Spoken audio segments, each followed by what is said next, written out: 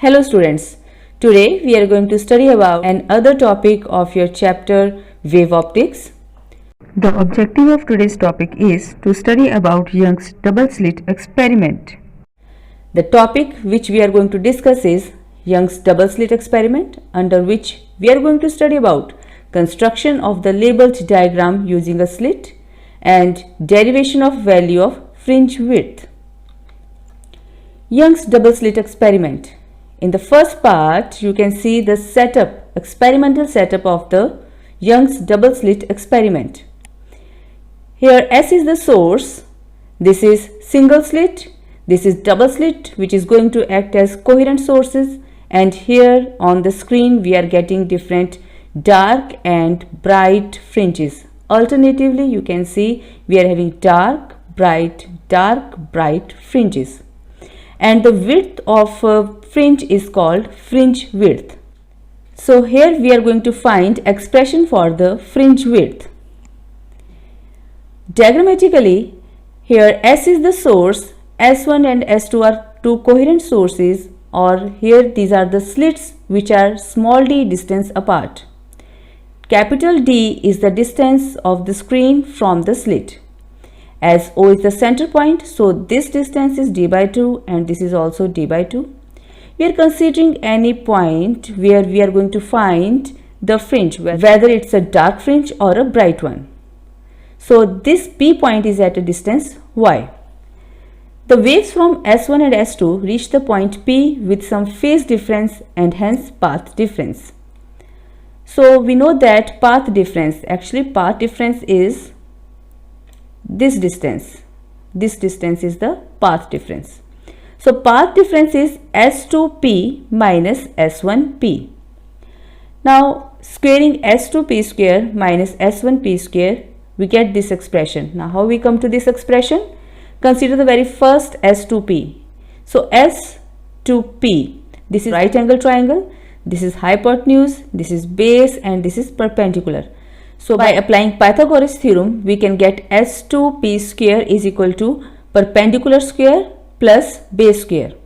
Now here base is D, so base square is D square plus perpendicular square. Now see, perpendicular is this distance, y distance, plus this distance, d by 2. So it will become y plus d by 2 whole square bracket minus, in place of S1P square, now we are taking triangle S1P, this triangle, right? So here S1P is hypotenuse, this distance is perpendicular, and again this distance is base. So now S1P square is equal to, again base is d, so d square plus, now this whole distance is y and we want only this much distance, so this is y minus d by 2. So we are going to get y minus d by 2 square. On solving this equation, we are going to get 2yd on right hand side, and here applying a square minus b square formula, we are getting a minus b, a plus b. Now students, S2P minus S1P is basically path difference. So in place of S2P minus S1P, we can write delta, which is symbol for path difference. Now in place of S2P plus S1P, as S2P and S1P are approximately equal to capital D, therefore in place of S2P plus S1P, we can write 2 times D. Taking this term on right hand side, we are going to get path difference is equal to yd divided by t, as this 2 and this 2 get cancelled. Now students, we are going to find positions for bright fringes and position for dark fringes. Just recall that for bright fringes, path difference is equal to yd divided by d is equal to n lambda, which we have studied in the previous lecture. That path difference for the bright fringes is equal to n lambda, but here we are getting yd by d. So we can equate these two equations where n is equal to 0, 1, 2, 3 and so on. On solving these two equations, we can get y is equal to n lambda d divided by small d. Now putting different values of n, for example, for n is equal to 0, y naught is 0. For n is equal to 1, y1 is equal to d lambda by d. In place of this n, we are putting the value 0, 1, 2, 3. For n is equal to 2, y2 is equal to 2 d lambda by d, and so on for nth fringe, yn is equal to n capital D lambda by d. So these are the positions for brighter fringes. It means at these points you are getting bright fringes. Now similarly for dark fringe, we know that for dark fringe, path difference should be equal to 2n plus 1 lambda by 2. But here we are getting path difference is equal to yd divided by capital D. So solving this, we are getting y is equal to 2n plus 1 capital D lambda divided by 2d, where n is equal to 0, 1, 2, 3, so on. Now again for the dark fringes, n is equal to 0, we are taking y0 dash. Putting n is equal to 0, we get capital D lambda by 2d. For n is equal to 1, we are getting 3d lambda by 2d, and so on for nth fringe 2n plus 1 capital D lambda by 2d. Now expression for dark fringe width, or you can say just fringe width. For the dark fringe means it is the distance between two brighter fringes, because between two brighter fringes there is a dark fringe. So we will take nth fringe minus n minus 1th fringe. So this is the position of nth bright fringe, and this is the position of n minus 1 bright fringe, and between these two fringes we know that we are having a dark fringe. So putting the value of yn and yn minus 1, that is n capital D lambda by small d minus n minus 1 capital D lambda divided by small d, we are going to get capital D lambda by d, or expression for dark fringe width is beta d is equal to capital D lambda by d. Now the expression for bright fringe width as beta b means fringe width for the bright fringe is equal to yn dash minus yn minus 1 dash. Here yn dash and yn minus 1 dash is the expression for dark fringes at nth position and n minus 1th position. And we know that between two dark fringes we are having a bright fringe. So we are going to find the width of that bright fringe. So put the value of yn, which is 2n plus 1 capital D lambda divided by 2d minus yn minus 1, which is equal to 2 n minus 1 plus 1 capital D lambda divided by 2d. On solving this equation, again you are going to get the value of capital D lambda divided by d.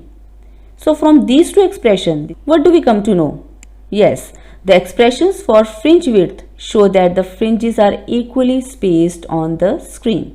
Means whether it's a dark fringe or a bright one, the width of both the fringes are similar, and the formula for fringe width is beta is equal to capital D lambda by small d, where beta is the fringe width either dark or bright, capital D is the distance of the slits from the screen, lambda is the wavelength of the light used, and small d is the distance between two slits. Now distribution of intensity. So graphical representation of intensity of fringe width. So you can see that all the fringes are of same intensity and they are distributed equally on either side. Now suppose the two interfering waves have same amplitude. So it means that all the bright fringes have the same intensity and it is equal to 4a square. So it means a brighter fringe of large intensity. Similarly for I minimum, if I am going to put a minus a, obviously I minimum becomes 0. So all the dark fringes have 0 intensity. That is the reason we are getting alternatively bright and dark fringes. Now next is condition for sustained interference. This is a very important question. What are the conditions for sustained interference? But you should know about what is sustained interference. Students, sustained interference means positions of maxima and minima of light intensity remain fixed throughout the screen. So they are not going to change their width, they are not going to change their positions. So such kind of pattern of maxima and minima is called sustained interference. So what are the conditions for sustained interference? The first point, the two sources producing interference must be coherent. Number 2, the two interfering wave trains must have the same plane of polarization. Number 3, The two sources must be very close to each other and the pattern must be observed at a larger distance to have a sufficient width of the fringe. Means as beta is equal to capital D lambda divided by small d, and beta is directly proportional to d, means to have a large fringe width, d should be large and small d should be less because it is inversely proportional to small d. Number 4. The sources must be monochromatic, means single colored source should be there.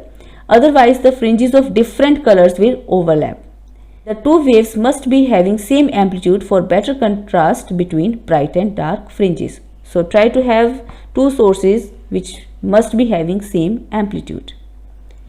So, that's the end of the topic. Let's discuss some questions. Question number 1. Write the mathematical expression for the path difference in case of constructive and B destructive interference. Question number 2. Explain in detail the Young's double slit experiment and derive an expression for the fringe width beta. Question number 3. What are the bright and dark fringes? Question number 4. What can you say about the spacing between two fringes? And the last question is, what are the conditions for sustained interference? That's the end of the topic. Thank you.